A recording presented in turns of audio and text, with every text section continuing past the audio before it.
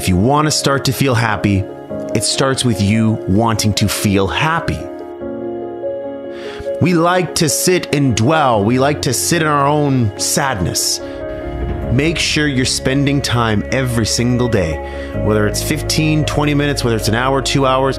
Take time to allow your mind separation from the stresses of your day. If you expect to fail, you will fail. On the other hand, if you expect to win, you will win. And he's right, because doctors and psychologists, both alike, they agree that worrying actually does shorten your life, and it does damage your body. We need to clear our thinking before we go to sleep. We're talking about a book that Norman Vincent Peale wrote, The Power of Positive Thinking.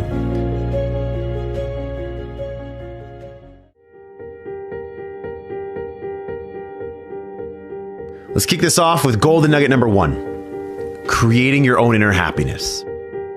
That you are responsible for your own happiness. Because unhappiness is usually the byproduct of you thinking sad thoughts, you having these negative feelings, you having resentment towards others, and just having an overall crappy outlook on life. So if you think those things, what do you think is going to happen? You have to force yourself to not think those negative thoughts.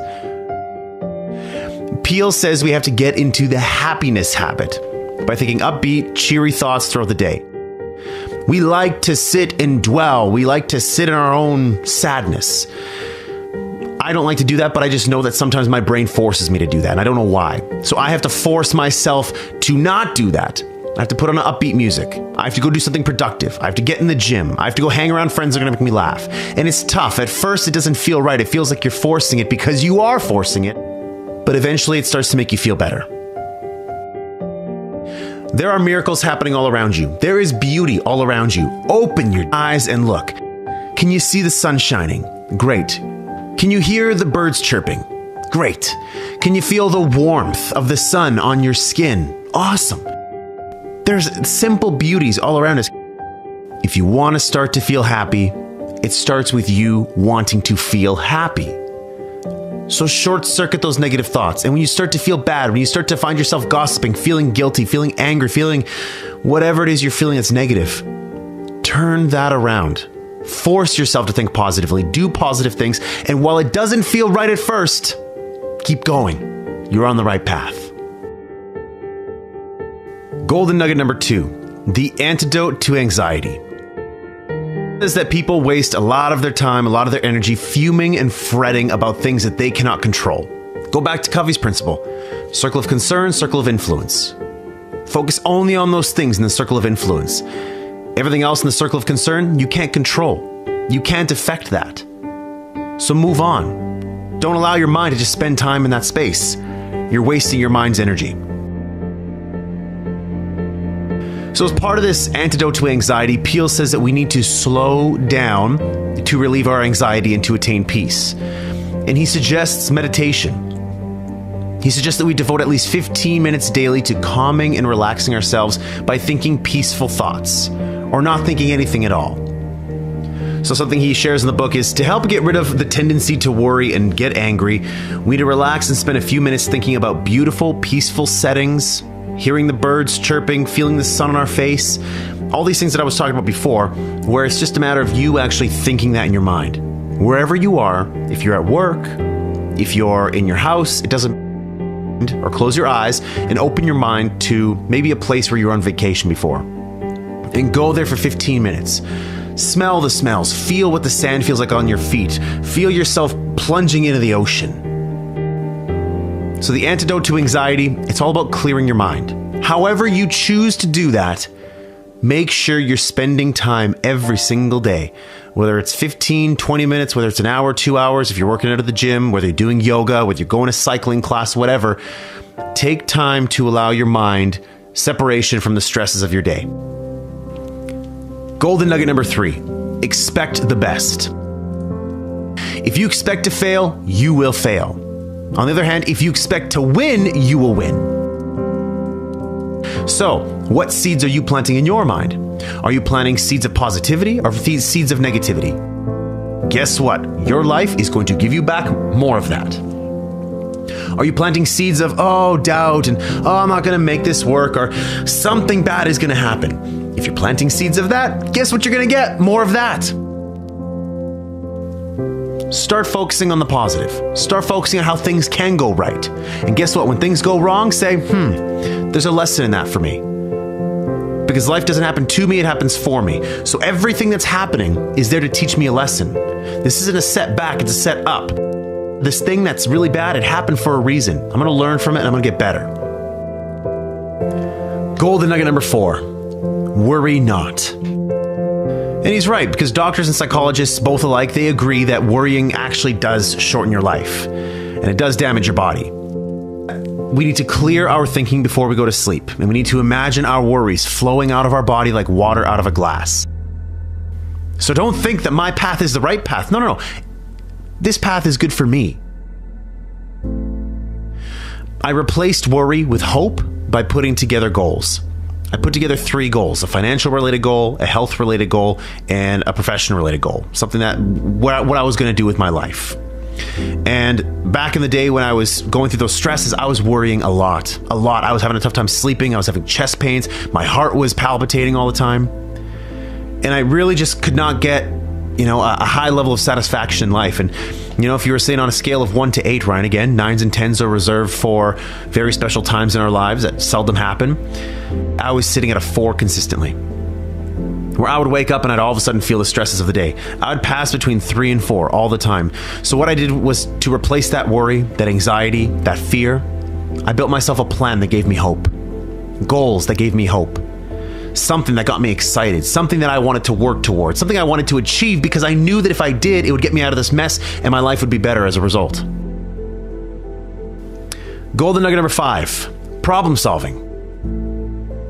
I had problems that I needed solutions to. I had desires, I had wants, I had dreams, I had goals that I needed a solution to.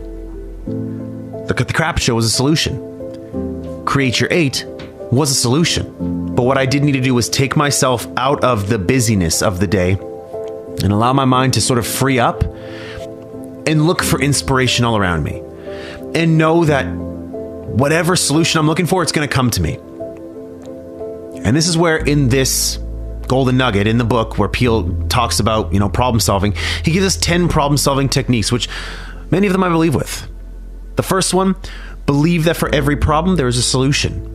So yes, believe that your problem can be solved. Yes, it's hard. Yes, it's difficult. Yes, you don't have a solution right now, but there is a solution. And oftentimes there's more than one. 2, try to maintain your serenity as you address a problem. So don't feel anxious. Don't try to get angry and say, I'm not getting this. I don't understand. No. You need to be calm. You need to be hopeful that there's going to be a solution to this problem. Number 3, don't try to force an answer. Don't try to say oh my God, I need an answer by Saturday at noon. If I don't get it by Saturday at noon, then it's too late. Sometimes you can't force it. Life often happens for you. And so you just need time for that to reveal itself to you. Number 4, gather all relevant information. Pretty simple.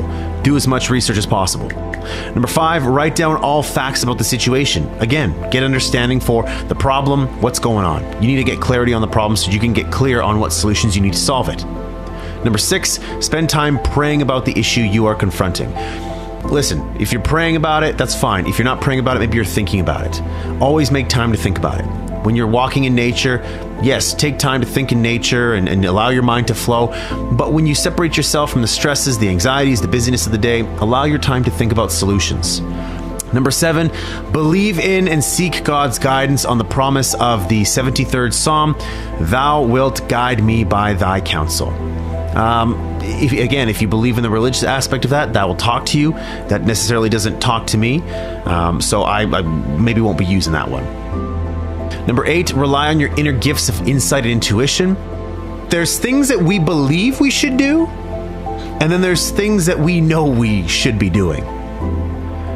So you got to listen to yourself, and it takes time. It does take time. It takes patience. It takes some maturity for you to realize what you're great at. And sometimes you're doing something just to make a living, just because it's my job, it's my career, it's what I believe I'm great at. But you have other gifts within you that maybe you're not exploring yet, that you should be. Number 9, attend religious services where you can and listen peacefully and let your subconscious work on the problem. Again, you can go to church or you can just go for walks. I love going for walks, period. I'll put music on my ears and allow myself to think. Pretty simple. Number 10, the answer that develops in your mind or comes to pass is the right answer. So I just allowed the thoughts that came in my mind. Whenever I had a thought, an inspired thought, I wrote it down on my phone. Pulled up my phone, opened up the notepad, and just wrote it down.